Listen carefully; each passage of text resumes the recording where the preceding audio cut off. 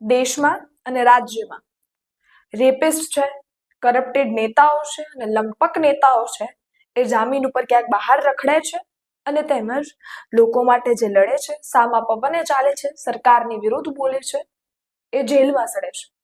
આજે વિસ્તારથી વાત કરવાની છે। થોડા સમય પહેલા કડદાકાંડ થઈ ગયો, આપણને બધા જને યાદ હતો, પણ જેમ જેમ સમય ગયો એમ એમ આપણે ભૂલી ગયા। તો આજે ફરી એકવાર એવા નેતાઓને યાદ કરવાના છે જેને ખેડૂતો માટે લડ્યા છે અને તે હાલ જેલમાં સડી રહ્યા છે। નમસ્કાર, મારું નામ જ્યોતિકા પંડ્યા છે અને તમે ષડયંત્ર જોઈ રહ્યા છો।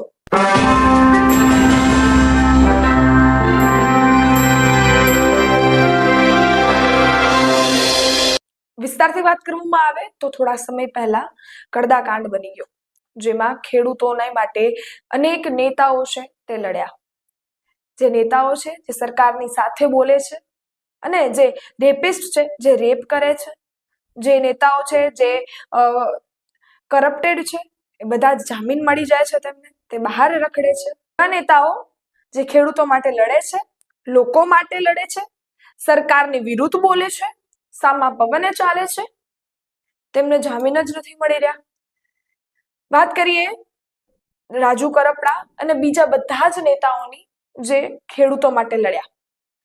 કડદાકાંડ બની ગયો, એવું નથી કે કડદાકાંડ 2025માં બન્યો છે, 2020 થી અનેક ફરિયાદો આવતી હતી જેમાં ખેડૂતોની સાથે કડદા થતા હતા। 2021માં રાજુ કરપડાએ એકવાર કડદા આંદોલન કર્યું હતું અને તેમાં પોલીસ એને ઉપાડીને પણ લઈ ગઈ હતી। ત્યારે બીજી વાર 2025માં રાજુ કરપડાએ ફરીથી કડદા આંદોલનનું આયોજન કર્યું અને કહ્યું 10 ઓક્ટોબરના રોજ હું બોટાદ માર્કેટિંગ યાર્ડ પહોંચું છું। મોટી સંખ્યામાં ખેડૂતો ત્યાં ભેગા પણ થયા, એકઠા પણ થયા, આખી રાત ભજન કીર્તન ચાલ્યું, આંદોલન ચાલ્યું। એમ કહેવાય કે 10 તારીખની રાત અને 11 તારીખની વહેલી સવારના રોજ ત્યાંથી પોલીસ એમને ઉપાડી ગઈ। અનેક નેતાઓ છે ત્યાંથી તેમાં જેલમાં જતા રહ્યા, પોલીસ અટકાયત કરી લીધી, પણ રાજુ કરપડા અને પ્રવીણ રામ છે ત્યાંથી બચવામાં સફળ થયા, તે ત્યાંથી ભાગી ગયા।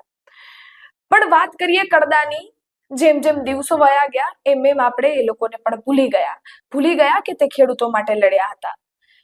કોઈ જ પણ વસ્તુ માટે લડત લડવી અઘરી હોય છે, પણ એ લડત લડો પછી તમે જેલમાં જાઓ ત્યારે ખબર પડે કે એ વસ્તુ કેટલી અઘરી થઈ છે અને એમાં પણ ખેડૂતો માટે લડવાનો વર્ગ ખૂબ ઓછો છે।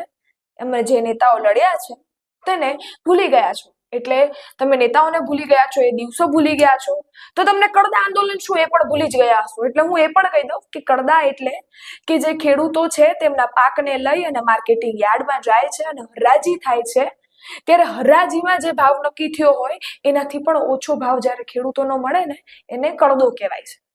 તમે એ પણ ભૂલી જ ગયા છો, એટલે મેં કહી દીધું કે આને કડદો કહેવાય છે। અને એવું એક ખેડૂત નથી જેની સાથે કડદા થતા હોય છે, એવા અનેક ખેડૂતો છે જેની સાથે કડદા થતા હોય છે। અને આ પોતે ત્યાં માર્કેટિંગ યાર્ડમાં જે કહેવાય કે સત્તાધારો છે તે પણ સ્વીકારે છે। આ સમગ્ર મામલો એટલો ઉપડ્યો કે ત્યારબાદ સત્તાધારોએ એવું કીધું કે હા, હવે કડદા નહીં થાય। પણ રાજુ કરપડાની એક જ માંગ હતી કે આ સમગ્ર વસ્તુ તમે કહી રહ્યા છો કે કડદો નહીં થાય, એ તમે અમને લેખિતમાં આપો। લેખિતમાં આપવાની મનાઈ કરી, ખબર નહીં શું કામ જ મનાઈ કરી, એમ કહી રહ્યા હતા કે કડદો નહીં થાય તો લેખિતમાં આપવામાં વાંધો શું, એ પણ એક સવાલ છે। જે બી થયું ત્યારબાદ 12 તારીખે સમગ્ર બાબતે ખેડૂતનું આંદોલન થાય છે અને ખેડૂત સત્યાગ્રહ આંદોલનમાં બધા જ નેતાઓ પ્રવીણ રામ અને રાજુ કરપડા સહિત બધા જ ખેડૂતો બોટાદના હળદર ગામે પહોંચે છે। મહાપંચાયતનું આયોજન થાય છે, હજારોની સંખ્યામાં લોકો ત્યાં ભેગા થાય છે, બધા જ ખેડૂતો ભેગા થઈ અને ત્યાં આંદોલન કરે છે। ખેડૂતોના જે પ્રશ્નો છે તે રાજુ કરપડા પ્રવીણ રામની સમક્ષ મૂકે છે, પણ આ બધું જ થવા પાછળ ત્યાં પથ્થરમારો પણ થાય છે। પોલીસે ત્યાંથી બધા જને ઉપાડી લાઠીચાર્જ કરવામાં આવે છે અને જેટલા પણ નેતાઓ છે, નેતાઓના નામ પણ લઈ લઉં જેણે આ ખેડૂત જે આંદોલન છે એમાંની માટે લડત લડી હતી ને, એ હાલ પણ જેલમાં છે। તો એમાંથી નામ લેવામાં આવે તો તે ખેડૂતોની માટે લડ્યા છે એવા રાજુ કરપડા છે, પ્રવીણ રામ છે, રમેશ મેર છે, તેમજ વિપુલ મકવાણા છે, વિપુલ હરિયાણી છે અને હંસરાજભાઈ છે। આ જે 8 નેતાઓ છે એ હજી પણ જેલમાં છે। હા, અમુક જે ખેડૂતો છે તેને જામીન પણ મળ્યા છે, પણ આ લોકોનો વાક શું, તે ખેડૂતો માટે લડ્યા એ સરકાર વિરુદ્ધ બોલ્યા એ કે પછી હજારોની સંખ્યામાં ખેડૂતોને ભેગા કરી અને કડદાની વિરુદ્ધ અવાજ ઉઠાવ્યો એ? હવે આ બધા જમાં એક હજી મુદ્દો આવે છે. આ બધું જ આપણે સહન કરતા હોય છે, આપણને ખબર હોય છે કે આ બધી જ વસ્તુઓ થાય છે આપણી સાથે, પણ જ્યારે જ્યારે ચૂંટણી આવે છે ત્યારે જ્ઞાતિવાદ ઉભો થાય છે. અત્યારે એટલો બધો જ્ઞાતિવાદ ચાલી રહ્યા છે કે એક જ્ઞાતિના લોકો છે તે વિડીયો બનાવશે ને બીજા જ્ઞાતિના પ્રત્યે બોલશે. સ્થાનિક સ્વરાજ્યની ચૂંટણી આવી રહી છે. હજી એક ગંભીર મુદ્દો એ છે કે શું ફરી એકવાર જ્ઞાતિવાદ થશે ને વોટ છે તે વહેંચાઈ જશે અને આપણે આ બધું જ ભૂલી જશું કે સરકાર શું કરે છે, આપણે કઈ કઈ પરિસ્થિતિમાંથી સામનો કરીએ છીએ અને ફરી એકવાર જ્ઞાતિવાદમાં હાલે જશું અને વોટ આપી દેશું. આ એક ગંભીર મુદ્દો હજી પણ છે. ખેર, આ બધા જ મુદ્દાઓ છે અને તેમજ હજી જોવાનું કે આ કેસ કેટલો આગળ વધે છે. કેસ આગળ વધવામાં એટલું થયું છે કે જે ફાઇલ છે તે ચાર્જ પણ થઈ ગઈ છે. હવે બોટાદ સેશન્સ કોર્ટ છે ત્યાં જામીનની અરજીઓ લાગશે અને દરરોજ જે પણ કેસની સુનાવણી છે તે થશે. પણ જામીન ક્યારે મળશે એ સવાલ છે અને 20 જાન્યુઆરી સુધીમાં એવી સંભાવના છે કે અનેક ખેડૂતો છે તેને જામીન મળી શકે છે. પણ જે આ નેતાઓ છે જે આપણી માટે લડે છે, એવા ચહેરાઓ છે જે ખેડૂતો માટે લડે છે, કારણ કે ખેડૂતો માટે લડવા વાળા ખૂબ ઓછા ચહેરાઓ છે ને જે સામા પવને ચાલતા હોય છે. હવે આ બધા જ નેતાઓએ લડત લડી છે અને તેમજ હાલ તે કઈ કે જેલમાં છે, લડત લડી લીધી છે, જેલમાં પણ છે.